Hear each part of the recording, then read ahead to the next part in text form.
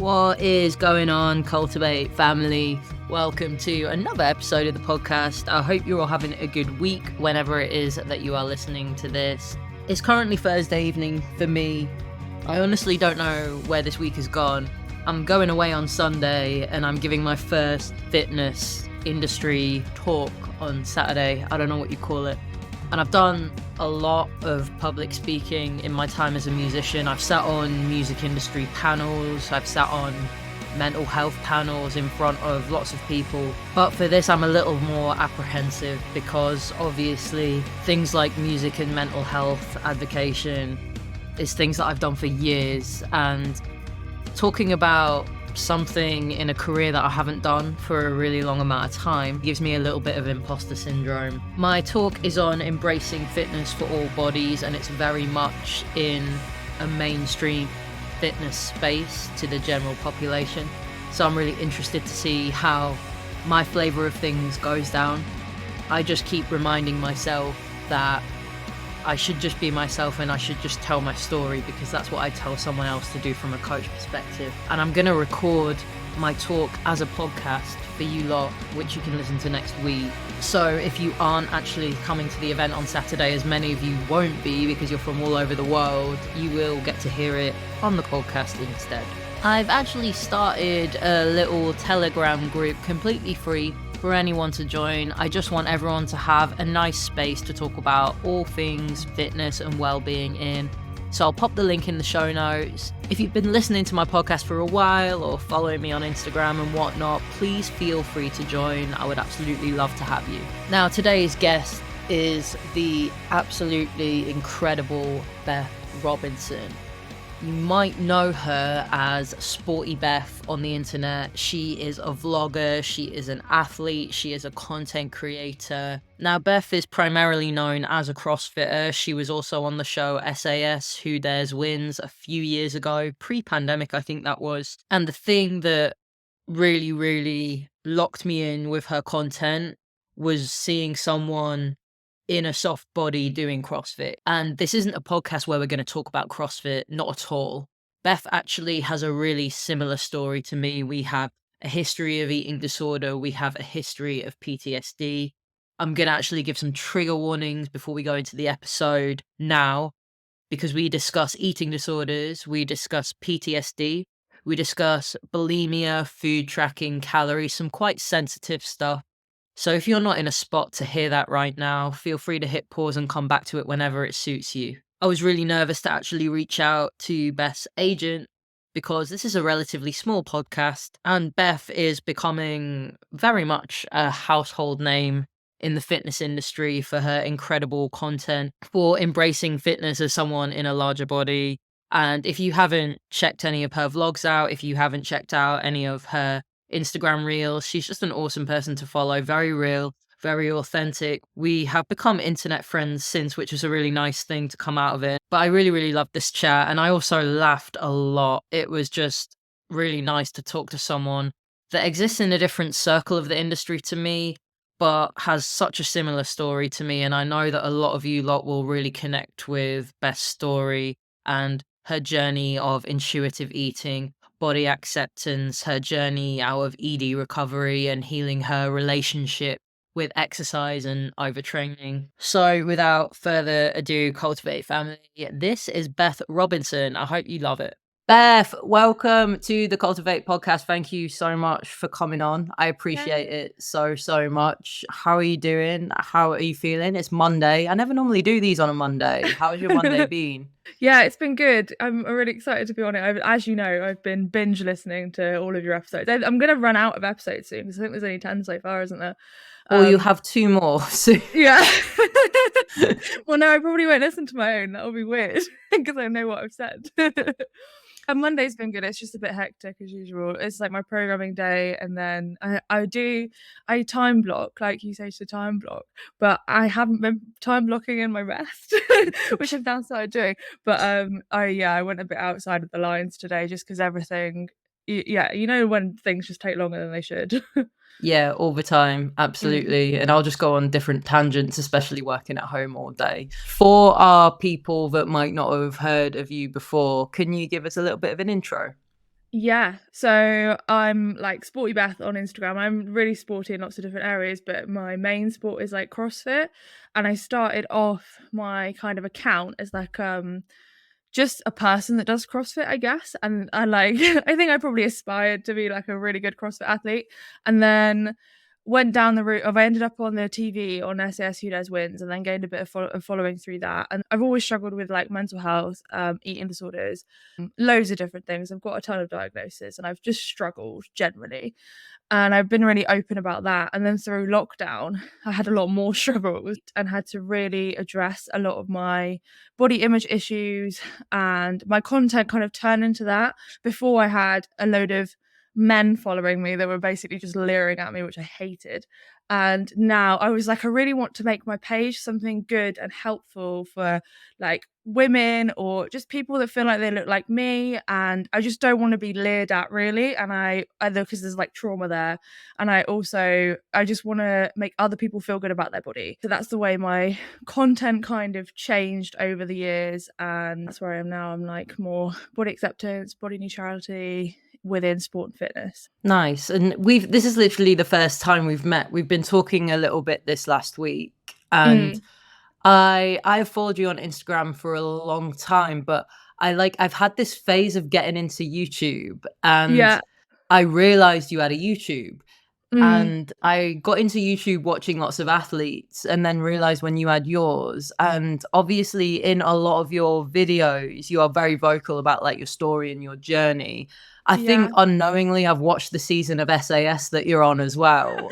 No way. Because I used to watch it. We have a lot of similarities, and you are Yeah, I've maybe one of the noticed that. first people that I found that did CrossFit that took a lot more inclusive approach to it. And obviously we had Tyler on here before and your name came up, and ever since Mm. then I've been like, oh, I would love to get you on here to talk about a lot of that. Both of us very much have like a history of eating disorder, a history of trauma, body acceptance, working towards body neutrality. We're both self-employed, and although it's not necessarily the same struggles, we very much have similarities in our stories. And I know that a lot of the people that listen to this podcast struggle with a lot of the things that both of us have. Absolutely buzzing to get you on. Am I right in saying you used to be a teacher? Yeah, so it's weird because it's just been my anniversary of like quitting my job. So the start of the school year last year, I handed in my notice on the first day, and my boss was shocked. And Oh, he didn't really? know that I had any sort of social media platform other than like having been on the TV. They knew about that because they let me go. It was like out of nowhere, and he's just like, oh my God. So it's been a year. Yeah, it's been a year. Amazing. How have you found it? Amazing. I've been like doing bits on the side, like a side hustle thing, I guess, although I hate the word hustle, but for a very long time. And I've been self-employed since I left university. I was an artist and made jewelry and sculptures and all of that sort of stuff. So I've just been perpetually self-employed, but it never got to a point where I could quit my main job. I worked really hard over the summer this time last year to kind of build. I qualified as a PT because I had a lot of knowledge, but I just didn't have the certifications. And like, obviously, as a teacher, I'd like taught PE, I'd like taught sport in lots of different ways, but I didn't have the personal trainer certification. So I wanted that. And then I built a programming base off of teaching scaled athletes how to do strict pull-ups and some of the gymnastics movements, and then branched out into other things. And it built to the point where I could quit. And I was like, oh my God, it's crazy. But I realized it's like 90% of CrossFitters are like, they don't get to quarterfinals. It's only 10% they get through. And I was like, that is a massive market. Like nobody's serving them. So I was just like, there's just so many people there I can help.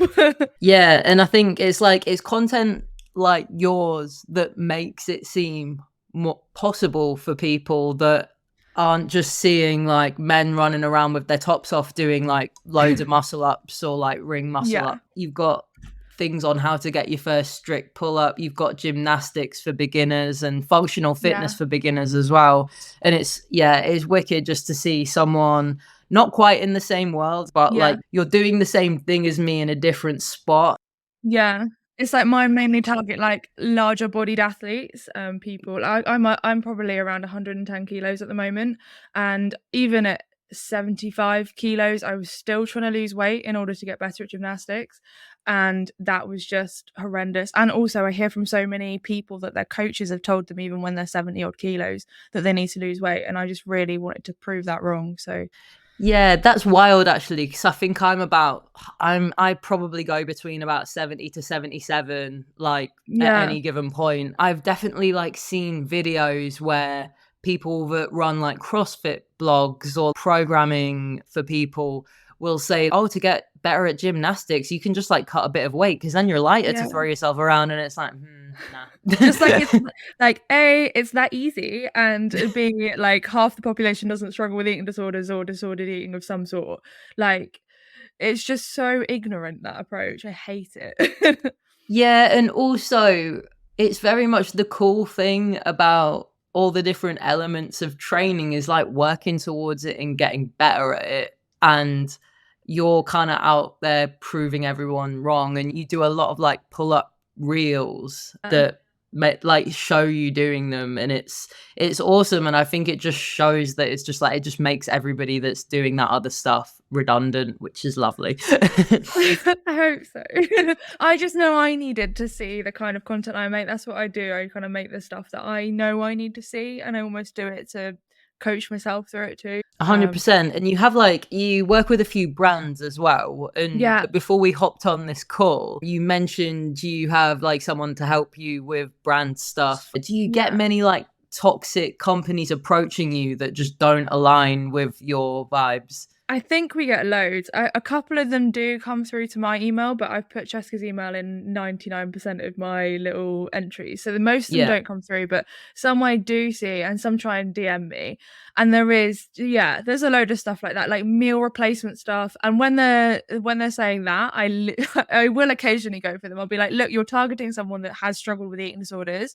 Like, this is a terrible thing to be trying to advertise, not only to me, but to my audience. That, like, I try and create a safe space for people that have struggled with diet culture, eating disorders, all of that. But most of the time, because I think also Jessica knows how triggering that can be for me, she deals with all of that and she vets them. And a lot of the time, I think people assume that content creators that take on brand deals, like a lot of it is like inauthentic.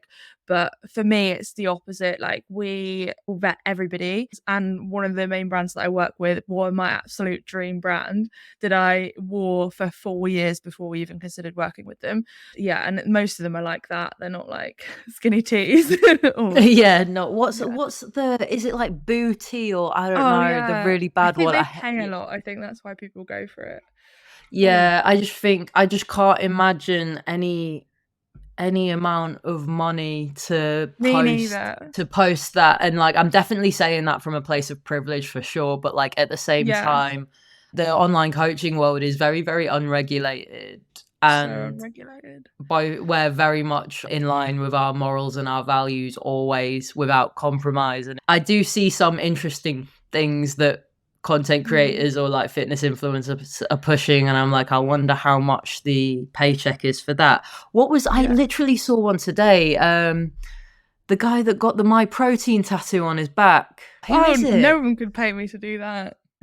Tommy Fury. No. Yeah, he got the My Protein logo tattooed on his back. I'm saying tattooed in inverted commas because I don't think anyone knows what it was real. And I went straight to the comments, obviously, when I saw it.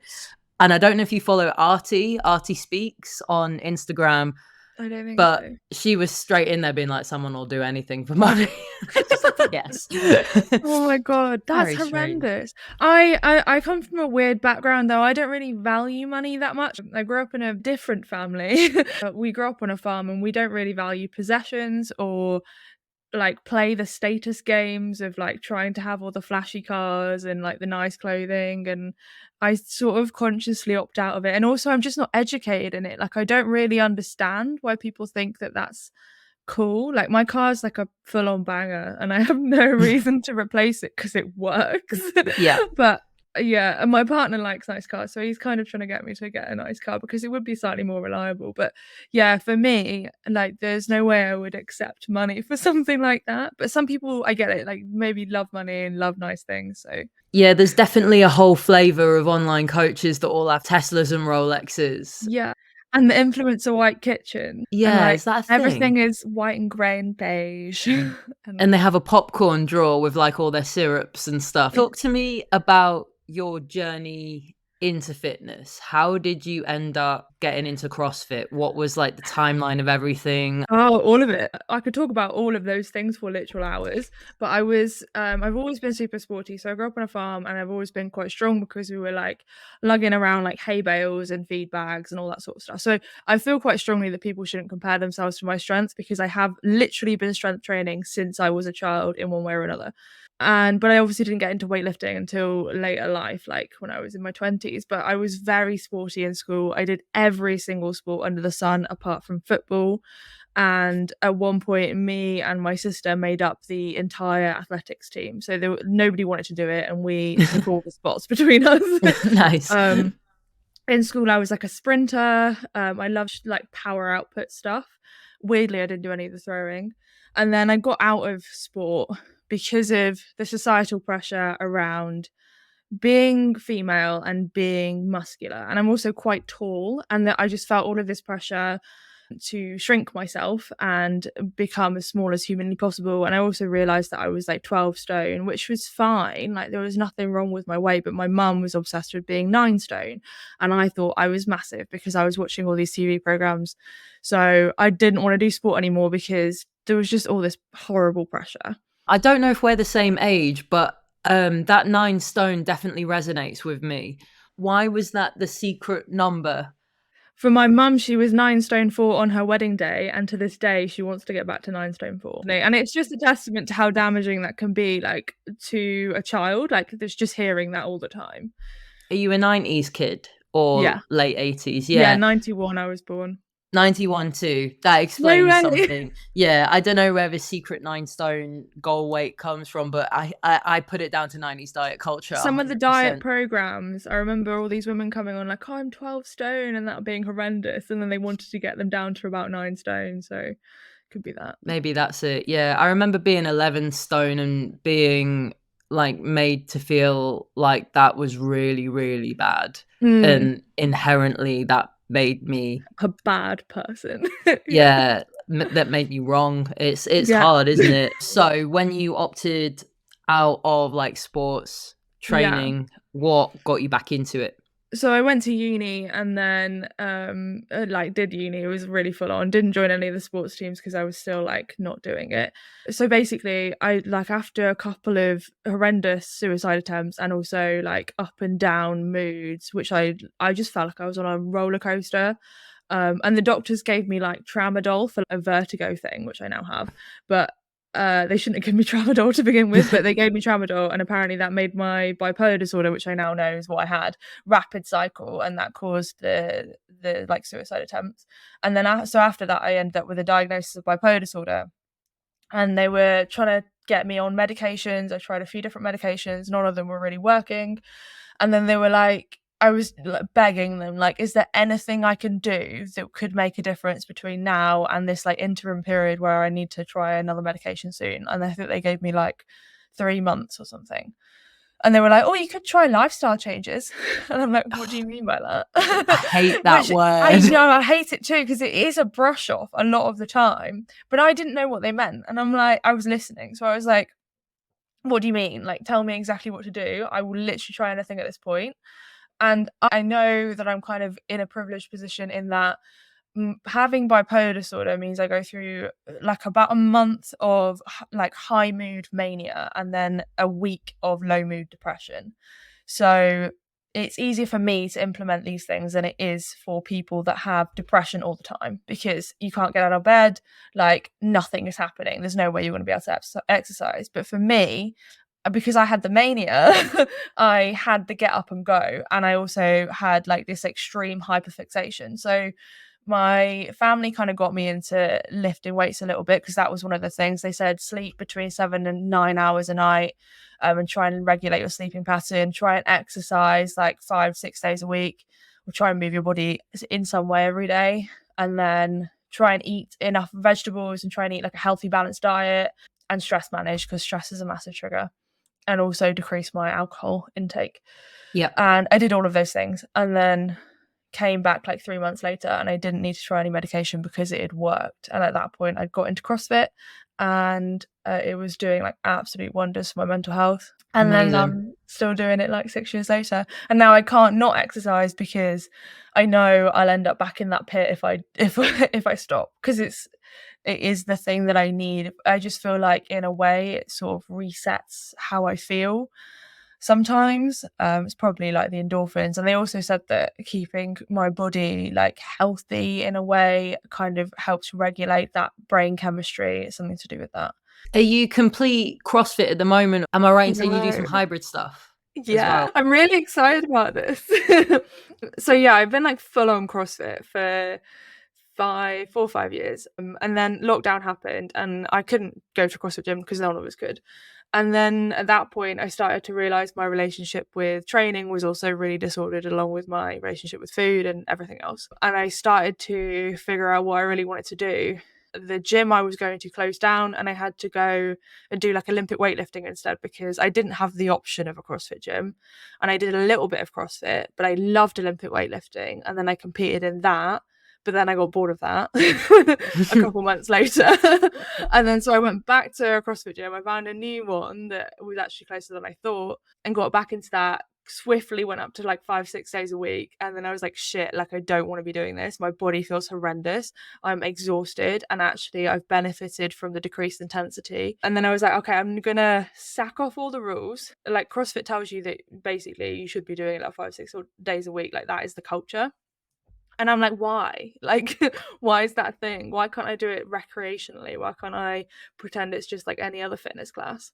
And why can't I not care about getting better? Which I know is really controversial, but like maybe I don't care about getting better for the Open every year. Maybe I don't even care if I get worse. Maybe I just want to do it just for my mental health and my physical health. So now I'm down to 3 days a week of CrossFit, and I'm doing like a little bit of sea swimming, a little bit of long walks, and a little bit of training in a commercial gym with my partner.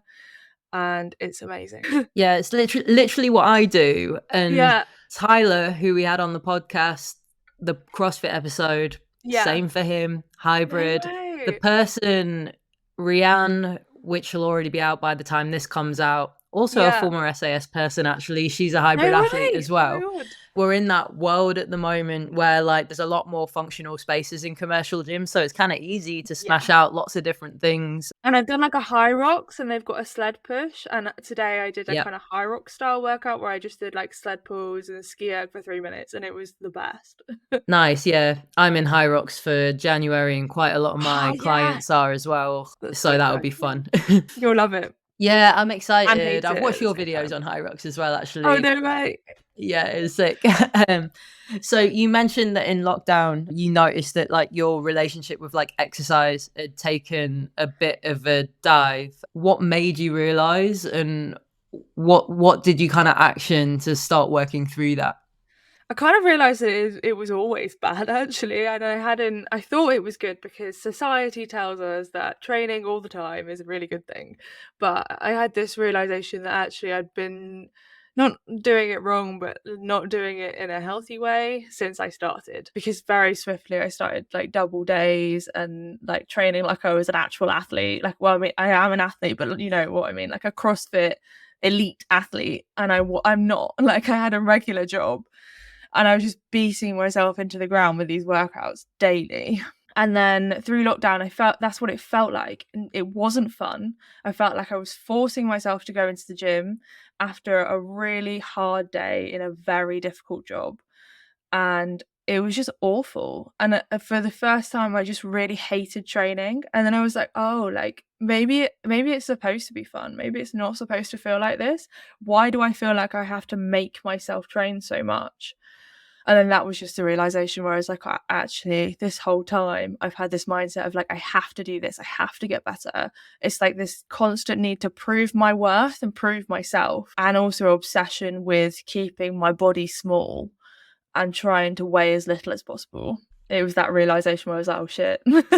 I was in a constant state, and have been my entire life, in a constant state of panic mode, high stress. So I don't know any different. Until now I do know different, but it was just nothing to me, because my whole life has been traumatic in like lots of different ways. I don't think my body knew what it was like to feel relaxed or okay or not tired or any of it. So I think I just kept going because that's what I knew. And then because I had some mental health struggles during lockdown, it all came crashing down. And yeah, the realization just hit me that actually maybe I do need to stop. Maybe I need to change a lot of things about my life because I am constantly very stressed. And also, I heard on one of your episodes that you struggled, like your hair started falling out. You were so stressed, and that happened to me. Really? Yeah. All of these things were happening. I'm like, clearly, my legs get really inflamed as well, and like just things started happening with my body that felt like alarm bells. Yeah, I remember that. I will never forget that morning when I brushed my hair, and I used to have like shoulder length hair with bangs, like super, super straight. And like my hair has always been a confidence thing. It is now as a trans masc person as well, to be fair. Yeah. It's always been a big part of my identity, mainly because I used to hide behind it. And I was a big emo at school, so I had big fringe. Oh, no way. Me too. Sick. I relate. I've still got a bit of the side fringe going today. Yeah, so I used to have the big fringe and I used to hide behind it. Yeah. And then, you know, when I got a bit older and I had a little bit more of like a trendy adult hipster haircut, through like PTSD, the stress that caused me, like brushing my hair and it like strands of it falling out. And I've got really thick hair. That was a shock factor for me because I definitely felt a lot of the mental symptoms of PTSD, and I was going to PTSD therapy once a week, and I wasn't really able to leave the house at the time. But that was the bit that hit home for me, like the physical symptoms, because when you start feeling those, and it's the same with overtraining, you start to feel that actual physical burnout.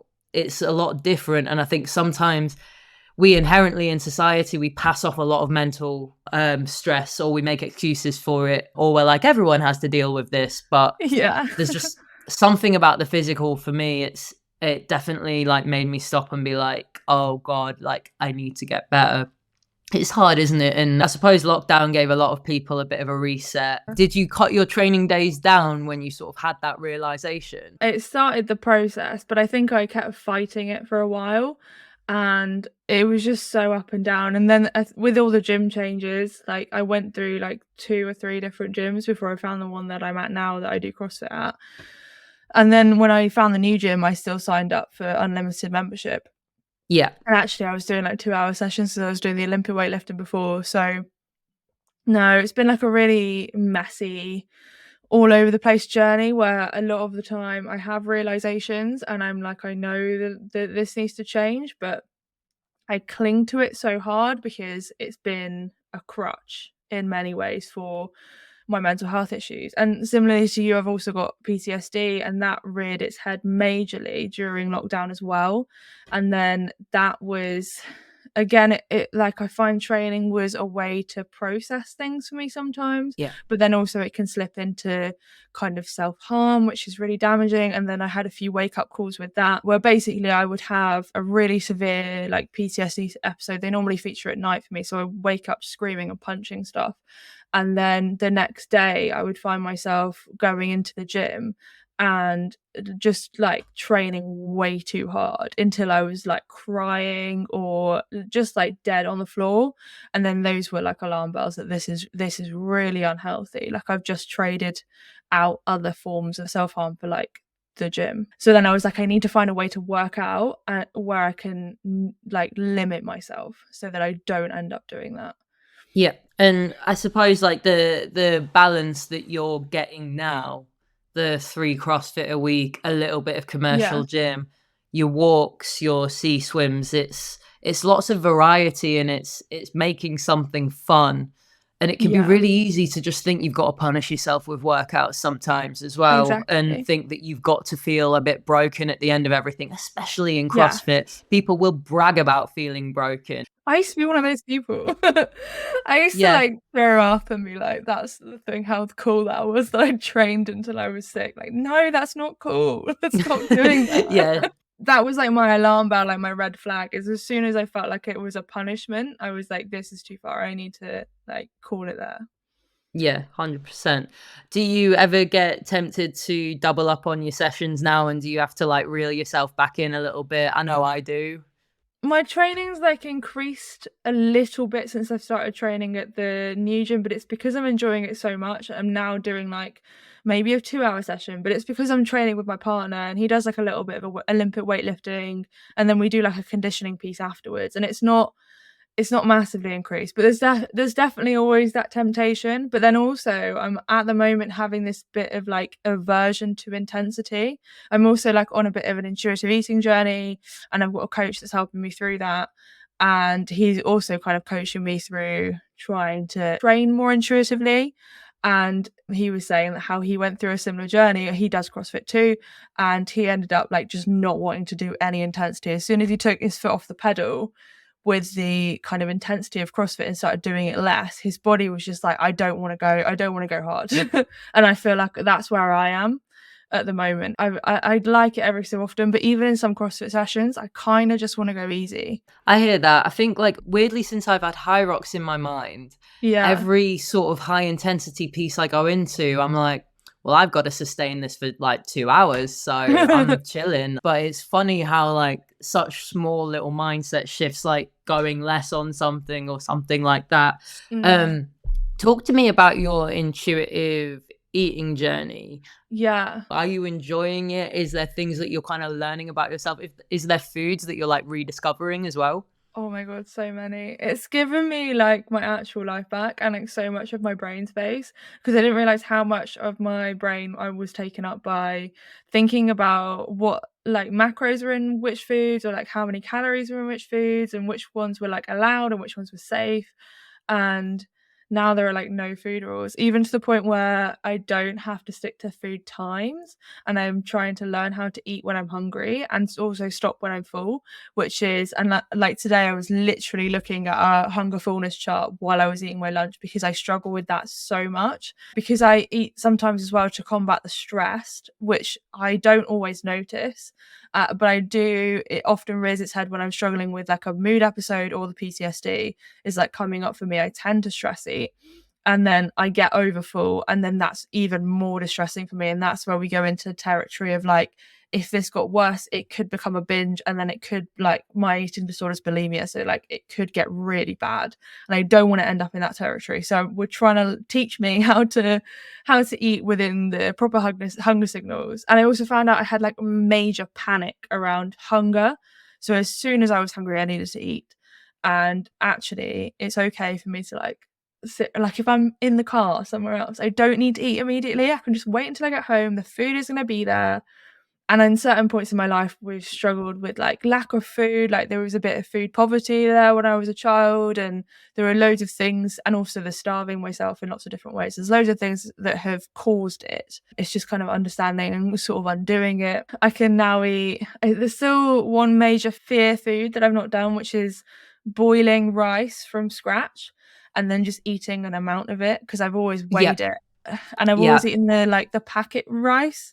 I used to love doing like my own stir fried rice at home, but it just got so scary because I couldn't figure out how many calories were in it, that I'm still not there with that. But I can now eat pasta if I don't know what the calories are. Hell yeah. All the carbs. I can eat carbs again. Yeah, yogurt and oats, like not being weighed. When I was on holiday, like there was just like it was like a buffet style breakfast, and there was just like yogurt, and there was like strawberry yogurt and normal yogurt, and that was it. There was just a sign, and I definitely had some like mind stuff about that, and I was like, yes, yogurt. And then every day I was excited to eat the yogurt that I didn't know any nutritional value about. I really appreciate you sharing all that. I know there are especially a lot of my one-to-one people in Fuzz Culture Club that will definitely relate massively to not feeling okay with sitting with hunger because of various different reasons, very similar to the stuff you mentioned. Hunger cues are maybe one of the hardest things to work on, because a lot of time when people are working like pretty strenuous jobs and they have a set lunch break, they have to eat before work, eat after work. Yeah. There's sometimes not a lot of room for hunger cues. So when you really try and bear them in mind and use that, I don't know what scale you use. I tend to use like a 0 to 10, 10 uncomfortable, 0 passed out in terms of how I rate it. It's similar, and like not letting yourself get under a 2. Like there's lots of different ways you can do it, but when you're not mindful of it, it's really hard to lose those hunger cues. And I definitely, even post ED, I go back to them constantly, and I always use that scale. And I think with a lot of ED people, what that are in recovery, will always need an element of that, in a sense. But Yeah, it is the definitely. nice thing about the intuitive eating journey, sitting back and taking that pause and being like, what do I actually want? Have you like craved anything like really interesting that you would never let yourself have before? It was always ice cream for me. Yeah. Ice cream. Well, weirdly, like all of the sweet foods have been, I was allowing myself those within my macro. So, like, oddly, it's not been that. Like, I've craved salad way more than I expected to. And I think that's because of the variety that comes in salad and the inability to be Yeah. able to weigh out all of the different vegetables. When I was like calorie tracking, like, and I'll just chuck like olives and bits of carrot and like pickled vegetables and just everything at this salad, and it's the Hell most yeah. exciting thing. Sandwiches, I'm back on them, and I like, oh my god, you can just put any filling between bread and it's amazing. Yeah, no, It's like crazy. I love a good bagel as well, which Yeah. was a massive fear food for me. Like allowing myself to have a bagel that wasn't a bagel thin, Oh like it yeah, was I just a normal bagel. I used to Like have bagel everything too. has their place, like for sure. But Mm. just having a bit more freedom is awesome. Did you find it tricky to move away from the food tracking into that more intuitive place at first? Yeah, so hard. It felt like absolute chaos. I didn't know what to do. I just felt like I've never lived this way, so how do I function? But like after a while, it did start to come quite naturally, I think. And Johnny also like reassured me that once I start eating the foods that I've been depriving myself of, I'm gonna probably crave them less. And my body can also like, it's got the ability to regulate my hunger. So even if I feel like I overate in one sitting, in the next sitting, like it doesn't have to be like, sometimes it's the day after, but in the next sitting I'll probably want to eat less. And I didn't believe him. But then the Yeah. more I got into it, I was like, oh, this is actually a thing. My body Yeah, does know. giving up the control of like MyFitnessPal as something that I Yeah. felt like would be impossible. I was like, but how do I know? How do I Yeah. know? And it was like, you could just check in with yourself. I'm like, no. But here we are. Before I got on this call, I was like, I'm taking my girlfriend on a date. I would never have allowed myself to go out for dinner on a Monday night. Yeah. It just things like that. Well, yeah, we never really went out for meals, and I would always stick to, I'd always have like a cheat meal. Like it would always be like a burger, because it would be like something that was banned. And then Yeah. me and my partner went out on a date night the other night, and I had like a crab and prawn linguine, and it was amazing. And like he had the Hell yeah. burger, and I didn't feel like I wanted the burger because I wasn't deprived of burgers. Like I can have a burger whenever I Yeah. want, and honestly, I don't really want them a lot of the time. Yeah, 100%. I think the version of that for me is probably pizza. I would binge eat a lot on pizza, and now I'll just be like, "Oh yeah, I don't really fancy that." Whereas like previously on like any occasion, if the word pizza was said, I would have restricted it so much that I would just be like, "I need to eat a huge one right now," to the Yeah. point where I feel uncomfortable. And then afterwards it almost felt like a punishment, and I would punish myself, and it's just cool to work through relinquishing that control of the macros and the calories a lot of the time. And Yeah. people will track as a tool, but we never really want to do it forever. We never want to live our life by a calorie counter. No, I was at a point where I thought that tracking had actually cured my eating disorder, and I definitely said I thought that that had happened on Instagram, which I massively regret.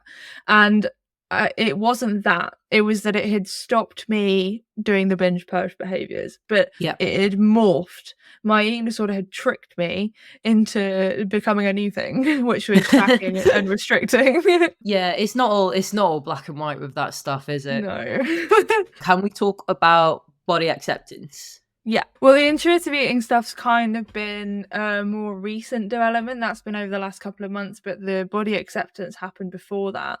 And even up until maybe, what month are we in now? Maybe the start of this year, I was still calorie tracking, but I was kind of doing it like around maintenance, maybe a small deficit, but like I was eating around 2,000-ish calories. So I was like, Yeah. previously I was like on 1,200 calories. Like it was a dramatic deficit, but the weight gain had already happened, and I wasn't trying to lose a lot of weight. I wasn't really even trying to lose weight because I'd sort of accepted and realized that health isn't necessarily a weight, and health is easily trackable. Like, I've got a Whoop strap that tells me what my heart rate is. I have to get health checks for the medication that I like have to take for my PTSD, my bipolar disorder. I know I'm healthy, and I also know I'm fit because CrossFit continually tests my fitness. So why does it matter what my body looks like? And then it's like, well, maybe I should fit these like societal beauty standards. And it's like, well, I don't do that anyway because I've got like a fair amount of muscle mass. I don't care about that. Like, I'm not trying to make myself look like small and feminine because that's what society says that I should look like. Like, I don't give a shit what people, sorry, I'm not sure I should be swearing. Oh, you can absolutely swear. That's fine. Yeah, so I was already kind of rebelling against the beauty standards anyway. And like, my partner still finds me attractive, but like, I'm in a really lovely relationship where we like each other for who we are and not necessarily what our bodies look like. And I feel like I'm really lucky to have that. Yeah, being in a relationship where it was based on both of you being lean, like, who wants that? Who actually wants that? I suppose there's probably some people, but realistically, like, relationships based on people being super shredded are maybe not the most stable. No. Or even just looking a certain way and expecting them to look that way for the rest of their life. Like, I find that weird. But I just don't relate when people say that they have their preferences and they want them to look a certain way and they want them to like look after themselves in quotes, but they actually mean they want them to be thin. Yeah, so I have such a problem with people being like, I like someone that looks after themselves, because that's what that means, right? Doesn't it? Like, you mean thin. You don't mean look after yourself. I look after myself. I am not thin. Yeah, I'm sure that we both train with our partners, and like, I've been with my partner like almost 4 years, and we'll do like a finisher together, or we'll go to the gym together. We both look after ourselves, and neither of us are lean. I definitely got to a point where I was super lean, probably not very strong.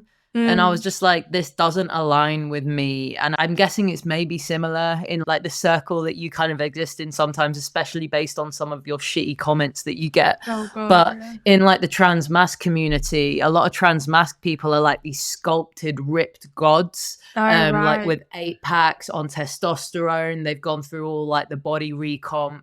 And it's really unattainable for people that aren't fitness influencers or aren't genetically like very, very lean anyway. And I definitely have imposter syndrome, and I don't know if it's the same for you, but I regularly have to check myself and challenge myself and be like, nah, you have your own lane and you are happier than most of them because you're authentically yourself and you're not putting pressure on yourself to maintain a super lean physique year round, because it's not realistic.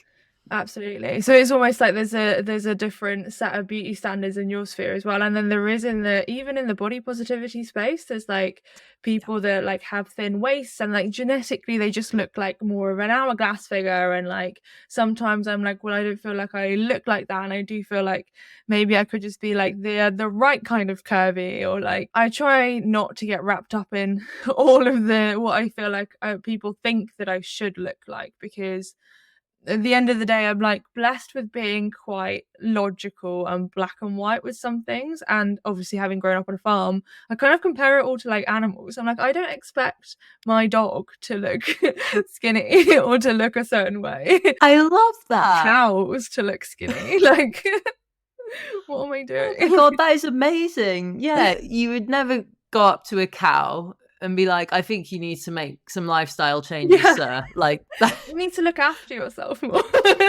I really like a cow that looks after themselves. They all look after themselves, but it's so silly. Like, that's kind of what makes me realize that it doesn't matter what my body looks like, because I am an animal. Like, I'm like, at the end of the day, we are part of, like, we're mammals. We're part of a species. We've just invented this arbitrary thing, which is like a beauty standards attached to various different things that feature in our society, and it doesn't make any sense. And also, when you look at a dog or a horse and they've got a bit of body fat and you're like, oh, they look really healthy, you're not like, oh, they look a bit fat, maybe they should lose weight. You think because they've got body fat, they're healthy. I'm just, now my head is just being like, the cows like judge each other. Do you know what else as well? You're not gonna be able to unsee this now. Whenever I see bodybuilding competitions, because I grew up in like farming, it looks like a cattle market to me, and I can't unsee it. The way they like show the individual muscles, and I just feel like that's how they display cows for sale. And they just there is a beauty standard for cows in a way, but it's invented by humans. If I was at a cattle sale, I would just want all the ones that didn't get picked. I would like make a little underdog team because I would love the quirky. Yeah, no, I'm sure like a million people that listen to this will absolutely howl at that because I've never thought of it like that. And there's definitely coaches that'll listen to this that have dabbled. So I wonder if they felt like they were in a cow market. Maybe I'll get one on and ask them. Oh, dear. Tell me, you get a lot of trolls, and I do, very much for different reasons. You have a big following now, and I'm guessing that only gets worse and worse with the following growing, despite you enriching so many people's lives. How does it feel when you post these incredible reels of you doing like sick workouts and someone just like fat shames you on it? Because I see it and I get so angry. Yeah. It happens a lot on YouTube more than anything else. There are a lot of angry cis men that are just pissed off at the world. I think there are a lot of like the alpha male kind of bros, the gym bros. And I think a lot of it is to do with also them feeling like they can't manage their emotions in any other way other than displaying it in anger. So I kind of, again, being quite a logical person, sort of rationalize it. And I also, the sphere that I worked in was teaching within it would formerly be known as a behavioral school, like a mental health school. And the kids would get very escalated and shout a lot of things at you and also try and hit you and stab you with things. So I'm like quite skilled at de-escalating, and also kind of, it's called rational detachment, where you just realize that it's all about them and they're just trying to take their anger and then their emotions out on you. And I'm human, so it gets to me sometimes. Like, some will get through, but a lot of the time I just try and be like, that's an angry person that has not been taught how to regulate their emotions or how to like display any form of emotion in an acceptable way, and it's not okay that they're taking it out on me. But I just try to not look at the comments, and I can't even go through and block them because there's hundreds of them every single day. They're disgusting. But then also, like, I have been attracted to people in all different shapes and sizes, and it has nothing to do with their opinion on what attractive is, because they tell me that I am not attractive and I need to change myself in order to be attractive to them. That's what they think. And again, a symptom of a load of men thinking that people in the world should be attractive to them, and that is our main function. The male gaze. Yeah, exactly. Yeah, it's the male gaze. I could definitely learn a few lessons from how you deal with yours, for sure. Men love to tell me that I've mutilated myself for top surgery, and it's kind of funny because I'm like, so ridiculous. Again, that's like the men being pissed off that you're not trying to be attractive to them. Like, why would you? Yeah, like, why do they want me to be attractive to them? Like that, like that, surely that's not like very fun. When I branched out into YouTube with this podcast, I realized very quickly with all of my shorts and my podcast episodes that I have to turn all my comments onto approve only. And that stopped 90% of them because they obviously went to send it and then it's like sent for approval. I thought that TikTok and Instagram were bad, and then I went to YouTube and it's worse. YouTube is the absolute worst. TikTok can get bad if like one video pops off and then you just get the wrong audience. Because the algorithm just pushes it to all of like the right-wing men. And then like, oh yeah. My favorite thing to think though when I'm getting those people is that, like, good, like, I'm glad you don't like my body, because if anything, I really want to repel people like you, and the more that I can do that, the better. Absolutely. What are the things that you're putting in place these days that make you feel really good to manage your like mental well-being, your physical well-being? So many things. And like I worked out I need to move my body and I need to get out in the sun, so I try and do some like walks in the morning at the moment, and like just stress managing. I've just got like a huge list of little hobbies that I like doing, and I feel like you know, sometimes they say that when you've healed your inner child you have to start healing your inner teenager. I feel like I'm at the teenager stage, and there's loads of these hobbies that are like surfacing, then I'm like, oh shit, yeah, I used to like that, and then I kind of shamed myself out of doing it. And weirdly, some of it is like art. Some of it's reading. I used to love reading when I was a kid, and then I've got dyslexia and dyspraxia and a load of other things. And I was told I was a bad and slow reader, and that stopped me from reading completely. And reading was my escape. Like I loved like Lord of the Rings, The Hobbit. Like I was obsessed, like Terry Pratchett, like fantasy books. And then through like Book Talk and also Google posts a lot about books, and she got me hooked on like one book, and then I was like just in.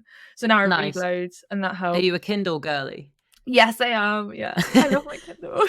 I've accidentally ended up on Kindle girly TikTok, and I don't know how that's happened. But I'm all for it. And like from following you, I think it's really cool that you're revisiting all these things. Like you're really into fantasy, am I right? Yeah, I read the Akatar series, which is The Court of Thorns and Roses, and then now I'm on Throne of Glass, which is like an 8-book series, but it's all like Sarah J Maas, and it's really, really good. It's very popular though, so there are a lot of people. We're now at the point where people are starting to hate on it because it's got popular. Oh, is it like Twilight, but not like Twilight? Yeah, like the people that grew up reading Twilight will love Akatar.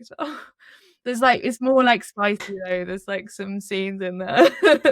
A lot of what you've said will probably go straight over me because I'm a bit useless with fantasy, and my clients have been taking the piss out of me because I'm not into Lord of the Rings this week, so they will love that you have talked about this. But a lot of them are very in deep with that stuff, so I'm sure if any of them haven't read any of those, they'll be great recommendations. Do you mind me asking you about your therapy group? Yeah, sure. Yeah. How have you found that? Because it's almost like a taboo subject that people never talk about, but there is a lot of support groups. How has your experience been with going to a group and getting that in-person support? I had no idea how helpful it was going to be, and I didn't know they existed until I've got a social prescriber, because I got referred back to the mental health team for some stuff, and they basically brought it up to me, and then honestly it's changed everything. It's so good just having other people that I relate to. Like I've literally got like a life twin in the group where we've been through the exact same struggles the entire time, which is really tragic because some of the stuff we've both been through is horrendous, but it's nice to talk to somebody. I don't feel like an alien anymore. I don't feel so alone and like I'm just broken. And then I'm going to a bipolar one in a couple of weeks, which my prescriber told me existed, which I had no idea. Amazing. And I live in Cornwall, so it's the middle of nowhere, and there aren't a lot of people that have bipolar. Well, I'm sure there are, but again, it's a very small percentage, so I didn't expect there to be a group. It can be scary though, and I think you've got to hop around a bit, because I went to one group and it didn't feel that good. It was like everybody was piling on the shit that's happening in their life. They're really like, and kind of everyone was just sort of bringing each other down, and there was no resolution. But I'm really lucky in that the person that facilitates the group that I now go to, she gets us to do like a kind of a positive and like a challenge, and then she's also a trained therapist, so she very clearly like validates our feelings and emotions, and then points out all the things that we've done really well and gives helpful suggestions from like therapy and like other ways. So like when you have a therapist though, sometimes you have to hop around. It's like finding the right gym or the right coach, isn't it? Like you got to find the one where you feel that it's like your kind of vibe. And super valid with therapists as well. The first one isn't always like the one. I expected it to be. It's just not the case. It's like dating. It is weirdly. It's so strange. So before we wrap up, what are your top tips for anyone that just wants to move their body for health, well-being, performance purposes, maybe having a few fun goals, that have any sort of history of ED or trauma when it comes to movement or food? Something that really helped me was like kind of acknowledging what my rules were around exercise and what I'd come up with. And like that can be like feeling like you need to burn a certain amount of calories, or that it has to be a certain duration, or that I have to be working out this part of my body because it's going to make my bum look bigger or whatever. And kind of get them all out of your head, and then make sure that you're not doing it for those reasons, and then try and find other reasons, like for enjoyment, for fun, for like skill and practice. Because like not everybody's gonna like CrossFit, not everyone's gonna like going to the gym, but there's other stuff like going climbing, or like I love swimming and I didn't do swimming for so long because I thought it wasn't enough of a workout. But I've got like a sensory thing with water and I just love it so much. And it's validating those feelings, and then just knowing that no matter what you want to do, whatever that looks like, that is okay. And your body will tell you as well when you feel like you can't like do something that's like super high intensity, and to listen to that. Don't shame yourself into doing it because of some societal pressure that you need to close your Apple rings or whatever it is. Yeah. Yeah. Yes, people, that was Beth Robinson. What a legend. And Beth, if you are listening, I know you said you weren't going to listen to your own episode, but I know you do listen to the podcast. So on the off chance that you do, you're an absolute superhuman. Anyways, you lot, I hope you have an awesome rest of the week wherever you are. Please wish me best of luck with my talk in a couple of days, and you will hear it on the podcast next week. Take it easy, Cultivate family. I'm out.